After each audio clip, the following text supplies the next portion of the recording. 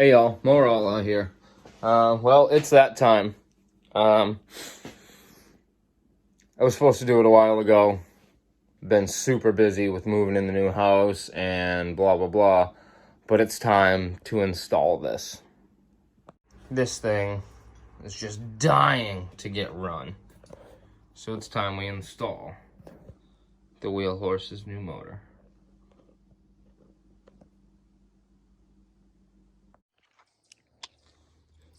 Well, here he is, sitting all sad and lonely, no motor, for a couple months now. It's kind of gross, but like I said, a lot of stuff going on. New house, and over the last month or so, I've gained these. Obviously not that one there. It's a Lucky 7 machine. You all know that one. Go check out his channel.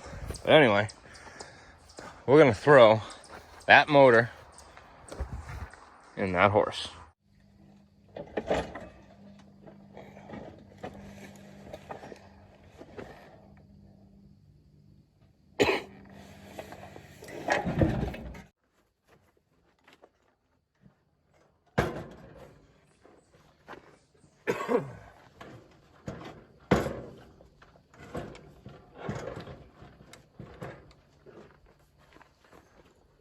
God, that looks so good in there.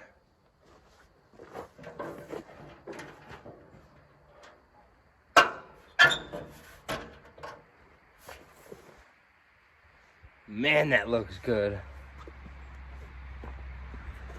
All right, motor's bolted in.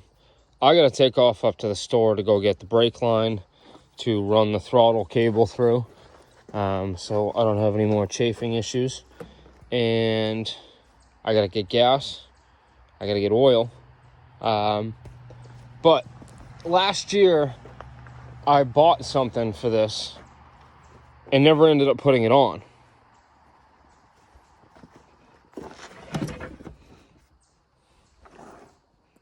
That thing looks so comfortable, brand new. It was on sale, super cheap. It was like $60 off of the seat, so I had to buy it. And I just went and pulled this plate off of another mower out back, and I'm gonna bolt that to the bottom, and it lines right up with these top holes. And I guess I'm gonna have to find some springs to put back on it. God, that's gonna be nice.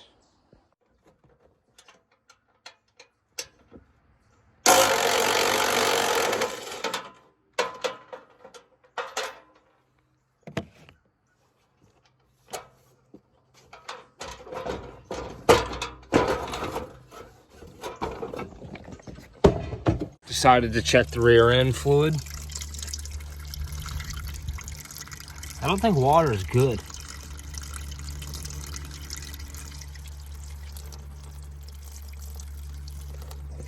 It's not good.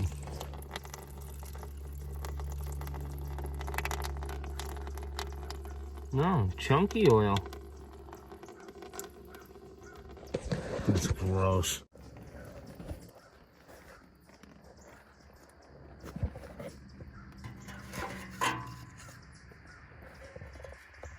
Absolutely disgusting.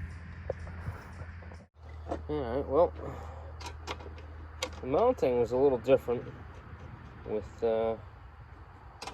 this seat and with this, this plate that I grabbed, the seat bracket. I had to run in and drill a few holes. Honestly, it was easier to just leave you guys sitting right there. So, yeah, you missed me drilling holes. Big deal, right?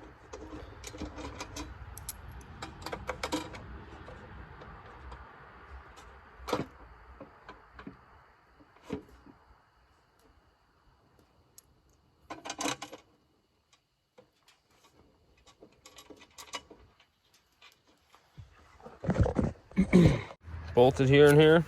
Like I said, I drilled some holes. I just took a guess. I drilled a hole here, here, and here, and it just so happened that one lined up. It's not going to move much. I really don't care. It should be good. It is still oozing out. Gross.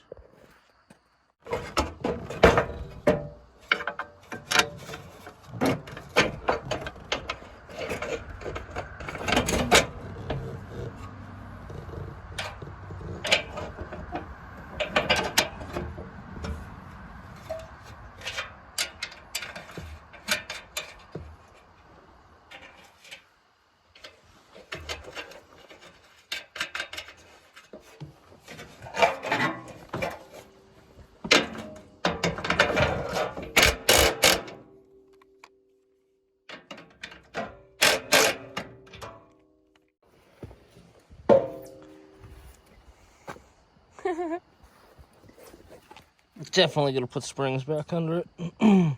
Might even have to drop it down. It's pretty tall. Dropped it down. Figured you guys watched me bolt it up once. You didn't need to watch it twice, but dropped it down. It's a bit lower. Seems a bit better. Even this with no springs in it feels so much better. So much more comfortable than the, excuse me, than that puffy Craftsman seat I had on here. It's very high up on this because of that lift I did a while ago. Go back and check that video out. I'll try to figure out how to put a link, like right here if I can, somewhere where my fingers are. So that jacked me up like 1.5 inches. So that put me 1.5 inches close to the steering wheel. So if I put suspension in it, you know, not suspension, but a couple springs under the seat, it's gonna pick it up a little, be easier on my back, but it's still not as bad as a Craftsman seat. We're gonna do that.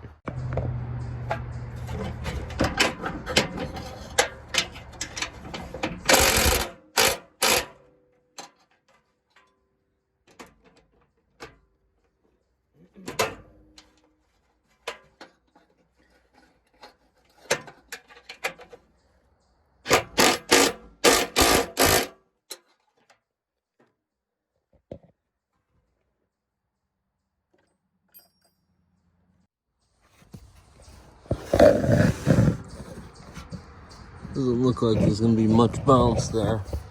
The seat's leaned back a little, which isn't too bad, but I'll have to do something. I might put a bar across them, 1/4 inch bar that'll, you know, bring it up another 1/4 inch, plus make it hit a little better. But I'm liking this. New motor, new seat. Oh yeah. You know what? I'm gonna do a new belt while I'm at it. Oh, this is nice. Plenty wide.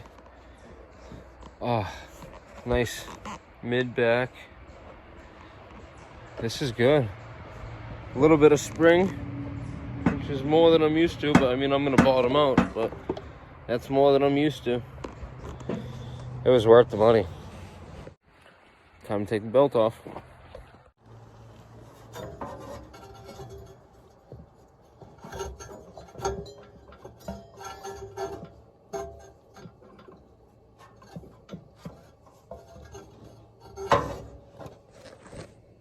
This part sucks. Gotta take the wheel, the footboard off. Pain in the ass.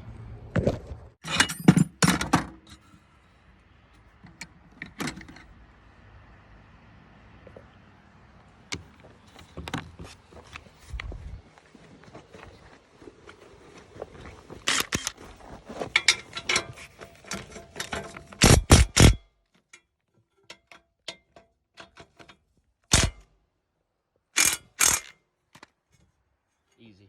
This is what I run for belts. I know some people run red belts, some people run regular black V belts, whatever. I have 1/2 inch pulleys, and yes, that says 5/8. I run a 5/8 belt with 1/2 inch pulleys, and it seems to just sink in and grab more. You know, works for me. I'm gonna go around the transaxle. It's actually easier to put it into the clutch first. In the clutch, along the transaxle, up over this way, and this little idler. We'll just set it around that for now. And the footboard slides back on. Perfectly clean shaft. I always take the key out, and I religiously use this stuff. I use this on my lug nuts. I use this on bolts. I was taught when I was younger by my grandfather and my father that if it turns, has threads, or slides on and off, paint it gray. This will help the pulley go on. It'll help it come off if I ever have to take it off for any reason. If this motor goes bad or something, which has tend to happen. And where the whole shaft is not covered by pulley, it'll help stop it from rusting. And it took, what, 30 seconds? Okay.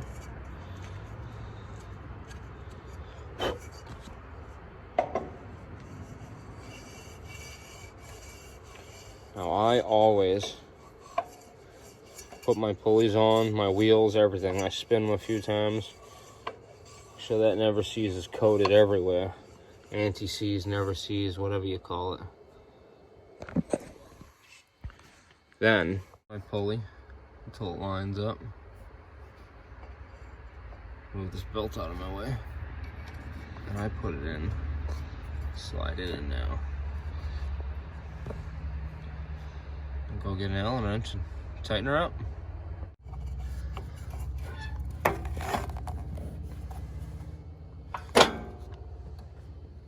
And it's on. That's tight. Sorry, I haven't been recording this part. This has been a pain in the butt. Take about a 6 foot long piece of 1/4 inch brake line. I made a whole bunch of bends in it. Just been sitting here bending it up little by little, trying to make it go around stuff. That's where I'm at so far. I got plenty.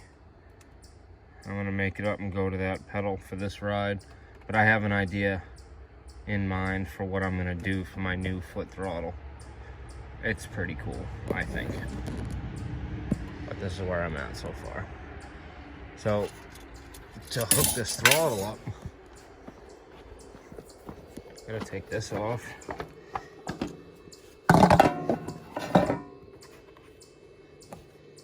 Take that bolt out. Take that nut off. That bolt, that nut, and slide this cover off so I can get access to this throttle mount right here. That's gonna hold the end of that brake line, and the cable goes through and will hit the clutch. I mean the throttle, and just barely see the arm moving.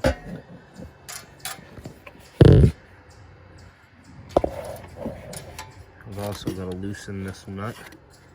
That way it doesn't hold it so hard.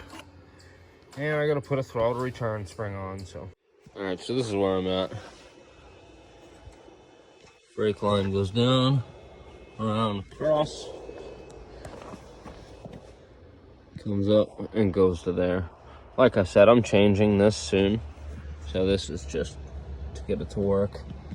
It was way too much of a pain to try to record and do that, so that's where it's at. I'm gonna start putting it back together. Alright, well, the thing's still at the same exact spot it was on that battery charger, so I'm not even gonna bother with that yet. Oil's in, gas is in. So this would be like the first start, right? Choker, put the air cleaner on fully, put the gas on, give it a minute.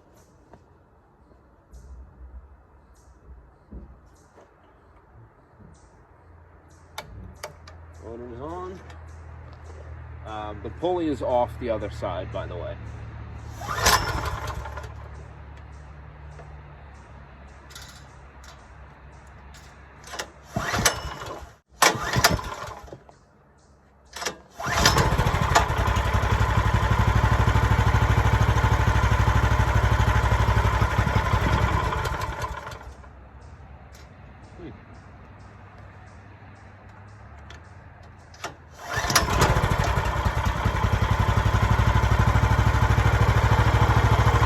Alive again.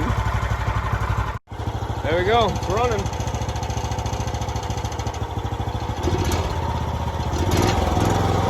I'm not gonna rev it up too much. I'm gonna let it idle for a while. Let it sit and putter. But it's alive, and I'm happy. Well, went in, had dinner, come back out. It's been about a half hour. Idling away.